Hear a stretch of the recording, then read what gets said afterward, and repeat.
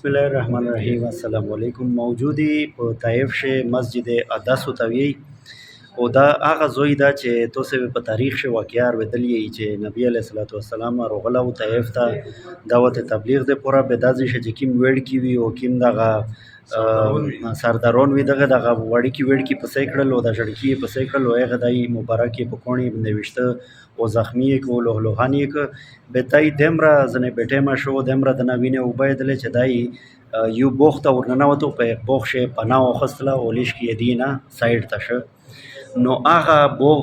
دغه جماعت په وستړي باندې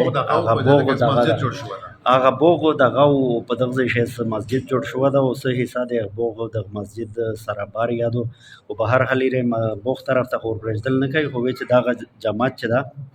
دا دغه بوغ مناسبت سره جوړ شو دا چې په دغه زوی ش نبی علی السلام هغه سټې کړی و مسجد اقدس د بوغ د مسجد نوم ده او چې سې کې ارسي خامخا د زوی وزټ کوي زیارت کوي مسجد اقدس زکه او توی چې دا هغه کاسو چې نبی پاک صلی الله علیه وسلم مبارک شنه استدادی شه به عتبہ چې کیمو عتبہ او شیبه دا د نبی پاک صلی الله علیه وسلم رشتہ دار نه وي نو هغه بیا انګرونی او تر رشتہ داری و بیا پزړه په خوش نو رشتہ داری چې گاشلا وینه و جوش کو نو انګرونی او تر وړل نو نبی پاک صلی الله علیه وسلم پښتنه ونه کړل چې ته کیم زوی وی چې زه خو نه نه یم او نبی پاک صلی الله علیه وسلم تو فرمایل چې دا خو د میش د مو د ورر د کلیه هغه یونس بن متاو اخو د مورر هغه پیغمبر او زیا پیغمبر یو نو عادت چې کیمو هغه به ایمان وروړ رضی الله تعالی عنہ نو دا هغه مسجد دا د په نوم باندې الله پاک جل شانه د مسجد جوړ کړ نو بار زه دا خبره کوم چې د نبی پاک صلی الله علیه وسلم لمنونه الله پاک عزت ورکوي نو الله پاک دې ما عزت ورکړ ټول خلکو ترسي ته مسجد سے دواره کته نافل کوي نو دا وړی کا غونډه مسجد ته دینه دا تاسو وګورئ وړی کا غونډه مسجد ته او مطلب دا ده ارسیه په دغه شی دواره کته نافل سالر راګه سیک سیم را کوي شي او دا سهن یاده دینه دا دغه جماعت سهن ده هذا في كل مسجد هذا نعل فينا برا ما شاء الله دا بوغ ده وینه دا بوغ انګرون دي نه ته فنګرون هډر مشاهیر دي او دا کسونه چې په موجود دي او سختیا کوي غونډه او پښ ډولیانه کوي او دا غلیار چې دوکنه د لیار داسې پور اصرار غونډه لیار دو چې لکه